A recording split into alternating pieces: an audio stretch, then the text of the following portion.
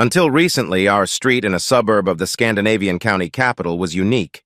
There are 24 good houses on the street and not a single divorce since the neighborhood was built 10, 12 years ago. Almost all the families were the same age, 35 to 45. Of course, in a neighborhood like this, there is a lot of hanging out with neighbors, but no one had ever been caught cheating with a neighbor. Until the spring of this year. Then it was like the whole street was cursed. The husband from number 10 and the wife from number 12 rented an apartment downtown and moved in together, and the wife from number 3 left her husband for her boss. The couples from number 1, number 9, and number 22 separated without any public comment. Then a real scandal broke out. The pretty wife from #7 traveled with her sister to London, England for the weekend to see the ABBA musical Mamma Mia. At the hotel, she met and fell in love with a black divorced policeman from Manchester. 2 weeks after returning home from a weekend trip, she left her husband and 2 children for a policeman in England. The neighborhood was in shock. 7 divorces among friends and acquaintances in such a short time. At every meeting, people gossiped and spread rumors about who would be next. Of course, there were even bets placed on who would be next. I was very surprised when I learned that greedy Benny from House #14 offered to make a bet that my wife Emma and I would be the next couple to divorce against everyone else. One of the neighbors agreed, and they put a collection of 12 bottles of rare single malt whiskey no younger than 12 years old and with an expensive 25-year-old Bowmore from Isle of Islay on the line. The odds were 15 to 1 against him, so one thing was certain: no smoke without fire, as greedy Benny would never have made such a bet without a 99.9% chance of winning. He and Emma worked in the same office, so he must have gotten some hot inside information about what she was up to. When I met my wife Emma 10 years ago, she was working as a flight attendant.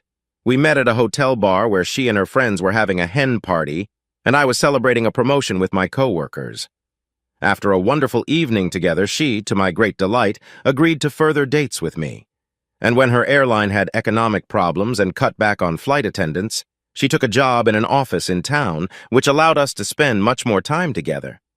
One day at a local beach, when we found ourselves next to a young, happy family with 2 cute kids, she said to me, "I really want to start a family."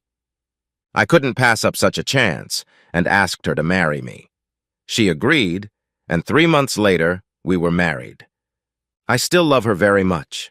We have 2 small children, and she is a tall and still slender, beautiful woman with nice legs and sexy breasts. Not big, but a good shape. She is not the prettiest wife on our street, but because of her warm personality, she is always one of the most popular girls that guys want to dance with at our parties. It's the same at work. On weekdays, she doesn't try to look very sexy, but at an office party, she becomes gorgeous. Of course, such a gorgeous woman will get a lot of offers from the guys around her, but her experience from flying makes it easy for her to say no thanks without humiliating the guy.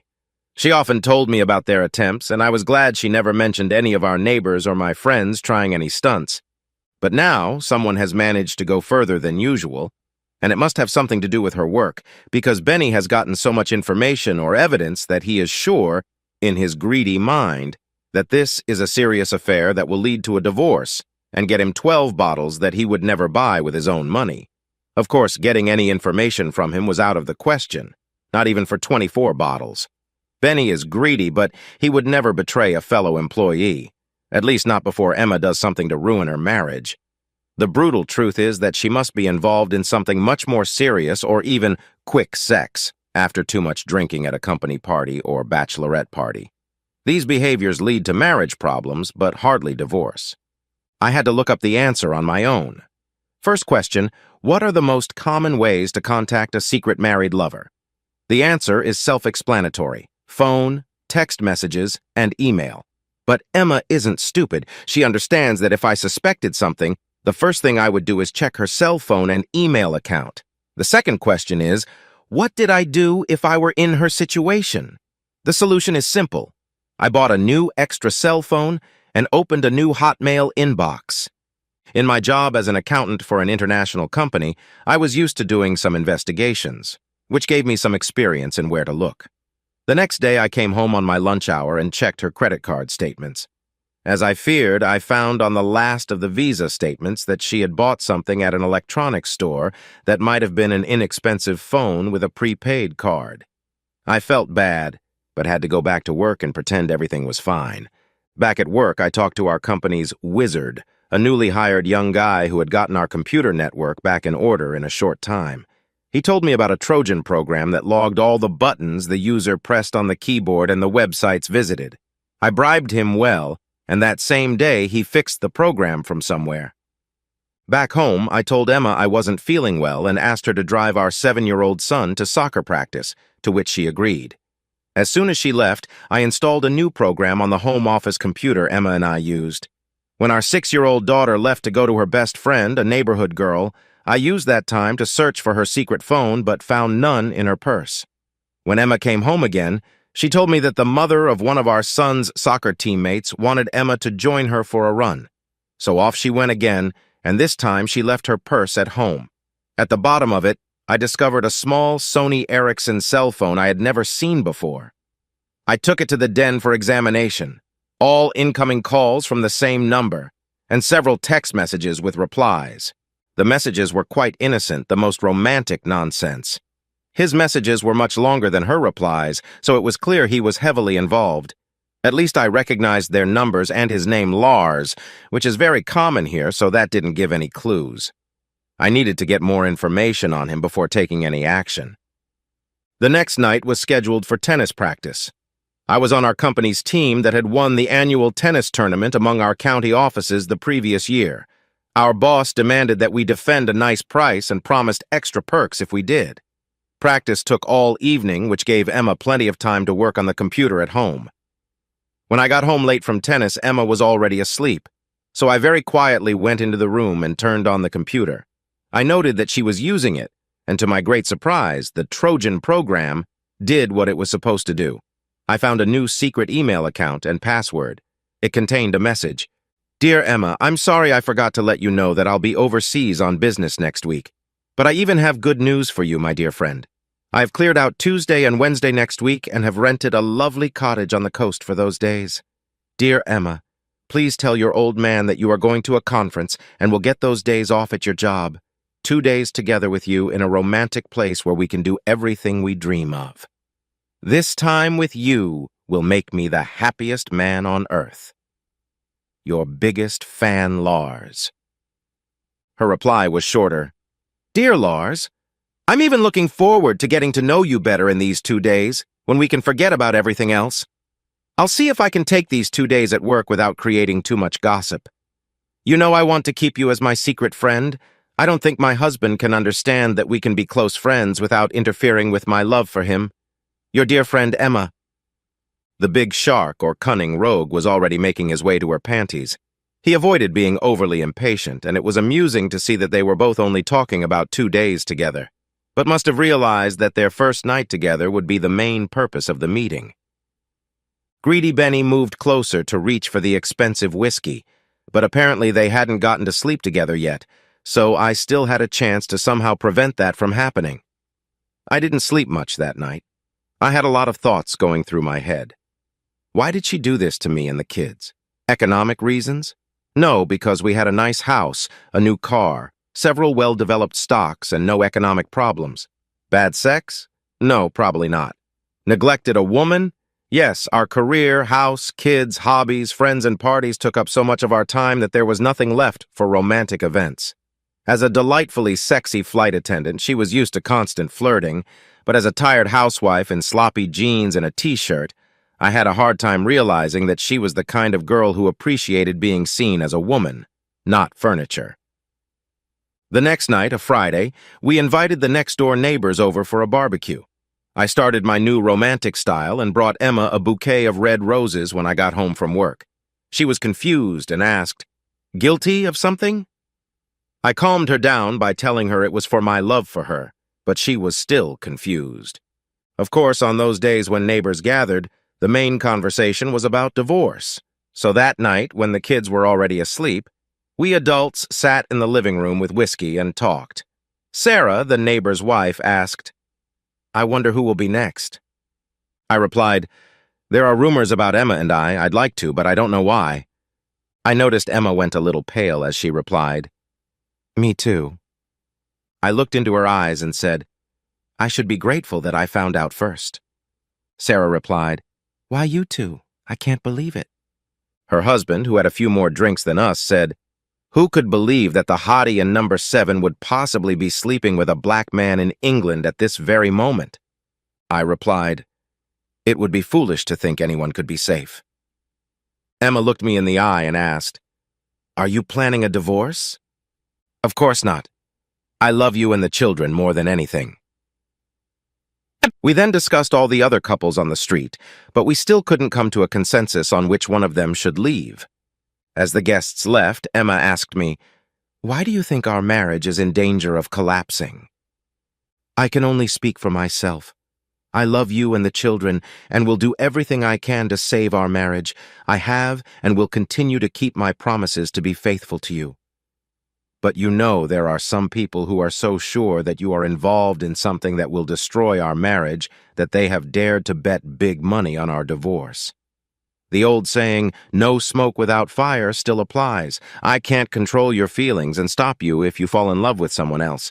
But I would appreciate it if you would tell me about it rather than me finding out from the gossipers on the street. Of course, I have no intention of accusing you of anything about it at the moment. I love you too, and I can promise you that even I don't cheat on my feelings, and I've never slept with anyone but you since we met. Do you believe me?" "Of course I believe you, but you have to understand that I'm going to find out the source of these rumors. We had great sex that night, and I was sure she realized that the rumors had made me suspicious and wanted to show me that she still loved me. I even realized that she, at least at first, intended to keep her relationship with Lars as a very secret affair. Monday night, she told me that her boss wanted to send her and a few others to a conference on Tuesday and Wednesday next week if I had no objections. Why should I object? By the way, where is this conference? I don't know yet. I'll tell you when I get more information. What is this conference? I'll show you all the information. I can ask your boss, Martin. He should know something about this strange, secret conference. After all, don't I have a right to know where you're going?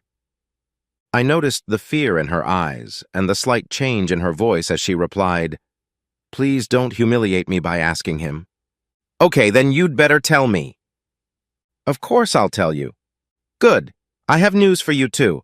I have tickets for Mamma Mia for Saturday. We're booked on the first flight out Saturday morning, so you'll have a few hours of shopping, too. Your mom will come here and watch the kids." "Why?" "Because I love you." I hadn't been able to get her secret cell phone in a week, and there was only one message from Emma on the computer. "Dear Lars, I think my husband has heard some serious gossip and has become very suspicious and wants more information about the conference, where and why it is being held. He's going to ask my boss if I can tell him. Let's wait a few weeks for things to calm down. Emma." 2 days later, she received a short reply. "I'm very busy, so this is our only chance. We can't wait. Just pick one of the usual conference hotels and find whatever reason you can. Don't worry about it.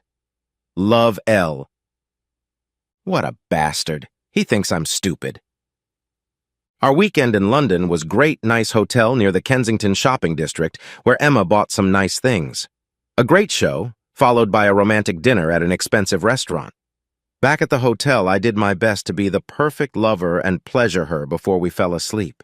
She seduced me early Sunday morning, and we slept together several times before breakfast. We both avoided the subject, and not a word was said about rumors or divorce during the trip. When we got home Monday night after work with both of our kids out, we both realized that we were now at the point where she had to make her choice. Lars or family? I began, "You have a big conference day tomorrow. Are you looking forward to the trip?" "No. There's usually some fun in these events." "No, just hard work." I looked her in the eye and replied, "You call that work?" She blushed. "What do you mean?" No sane man wants his wife to be a workaholic. Why don't you stay home and forget about your silly romantic dreams? What the hell do you mean? Of course I want to skip it, but I can't. The company wants me to go. What the hell do you mean by working girl and romantic dreams? Since when is that damn Lars your company? Please tell me who the hell he is. She started crying hysterically and couldn't speak for a few minutes. Then she sobbed. "Do you know?" Yes, I know, and I knew all along why you couldn't tell me about the conference, because it's a fucking conference at Lars' cottage.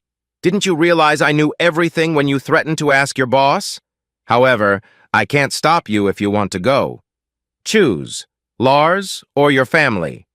She cried and replied, Of course I love you, and I wasn't going to leave you and your family. I told you my opinion about the affair. Why didn't you call the whole thing off when you knew people were betting on our divorce because of your cheating? Am I so bad that you didn't care what happened to us if you went to Lars's fucking conference? Who the hell is he? I am not and have never had any affairs. Please believe me, I love you, never cheated on you, and had no intentions of getting seriously involved with him. He was just a good friend, but it's over now. I can tell you that I've already canceled the date, but before I told you that, I wanted to see if you were a man or a wuss after all your talk about divorce. I'm glad you're a man who did the right thing to stop me without violence and not a wuss who let me walk away or wanted to get rid of me. I love you. She showed me her new secret cell phone and the text she'd sent him 2:30 p.m. that afternoon, then told me more about him. I was shocked because now I knew who he was, and I knew there were rumors about him. So I called an old friend of mine who worked as a bartender at a shabby illegal gambling club. I knew even Lars would never visit the place. He knew all about people like this Lars. He told me, Lars' hobby is seducing pretty married women. There are many secret rumors about his affairs with seduced wives. He is a very rich man married to a gorgeous woman who is the main figure and has complete control over their family businesses. He is considered an errand boy in the background and so is almost unknown outside the small business world where she is known to be a lesbian, and so allows him to use his seduced wives for his perverted desires. And then, when they are dumped, he has enough power over them to force them now and them to be whores at his popular parties for his best customers and rewarded employers. The only positive thing that can be said about him is that he never uses any drugs during seduction. He brags that only mere amateurs have to use such shit. Why are you interested in this damn asshole? He's been courting Emma for a long time and was close to dragging her into his cottage for a couple days. Oh my God, she was very close to far worse than you would have guessed. In my underground celebrity movie collection, I have a DVD with a secret copy of one of his private videos. The original was probably stolen from him. It's some sort of electronic diary of one of his mistresses. You can borrow it for the night if you promise you'll never tell anyone about it and return it to me tomorrow morning. I agreed and told Emma everything he had told me about Lars. When I finished speaking, Emma sobbed with an ashy gray face. I was an idiot, but please believe me, I have never cheated on you with Lars or anyone else since I met you. But you could have been victimized by that perverted bastard, who with his experience in such matters would no doubt have managed to seduce you into becoming his mistress, and possibly even a whore if he had brought you to the cottage. Oh, God, please forgive me. She then told me the whole story of how they had met at lunch, and how after that he had taken her out to lunch several times to the finest restaurants, and even one dinner, not trying to do anything else but hug and kiss her. She had never heard any rumors about him. He behaved like a true gentleman and was always very nice to her. He made her feel like a delightful and desirable woman again. Not at all like with me, who was always busy with something and, as she felt, hardly noticed her. She even told me about her extra phone and mailbox, which were his suggestion. She realized that I had guessed from some gossip, but considered her secret impenetrable. My behavior at the barbecue and our romantic weekend in London made her regret her promise to meet Lars. She confessed that her mind was such a mess that if she hadn't canceled the date, she would probably have had remorse during the night and confessed everything to me in the morning. I went to a friend's house, got the DVD, and after our kids went to bed, we watched it. It started with a cute blonde woman in her 30s, sitting at a table, drinking coffee, flipping through the pages of a popular women's magazine and talking to a man who was not seen in the movie. She told him she was glad he realized she would never cheat on her husband. They then talked about the magazine article, Enhanced Great Sex Saves Marriage. She told him that the suggestions were totally bizarre. She got angry and threw the magazine on the table. He agreed and encouraged her conversation. In the next part of the movie, a blonde woman in a small bikini and a man were having fun in a lap pool. The man's face was blurred in the editing of the movie. After a while, they climbed onto a round island in the center of the pool. The only visible sunbed around the pool was the large, round sunbed on the island, so they lay down on it, leaving at least a meter of space between them.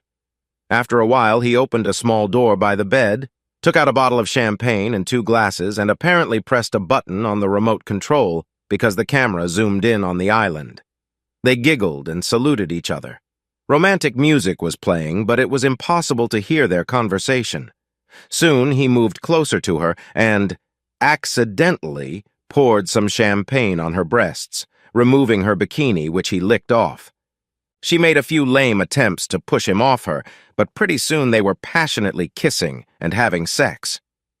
The next part of the movie was black and white with no sound, shot with infrared light in a dark bedroom with a camera above the bed. Emma turned gray when she saw what might have happened to her if she had met Lars at the cottage, where he would no doubt have been able to break her down to a submissive state as he had done with the blonde on the DVD. Who knows what nasty things he did to that blonde when the camera was off. I told her about Greedy Benny's big bet, and she realized that he must know a lot about Lars since he decided to make the highest bet of his life. He must have seen her hugging and kissing Lars when they met somewhere, and he knew that Lars was rumored to be a master seducer and pimp of company whores, and that there was a 99.9% chance of divorce when Lars had her on his hook. When Benny found out Emma was no longer dating Lars and realized I had no reason to divorce her, he got nervous and, as I expected, received an anonymous letter inviting me to question Emma about her close relationship with a known womanizer she was dating behind my back. I laughed out loud at the letter, but Emma cried when she realized the price she would have to pay if she continued to play around with Lars. Then the couple from House Hash 4 got divorced, and Benny lost the bet and had to give away all the expensive whiskey, much to the chagrin of his greedy mind. Emma and I and 4 other couples were invited to a nice tasting party at the winner's house, where he told me that he thought Benny was a real asshole and promised not to give him a drop of what he got.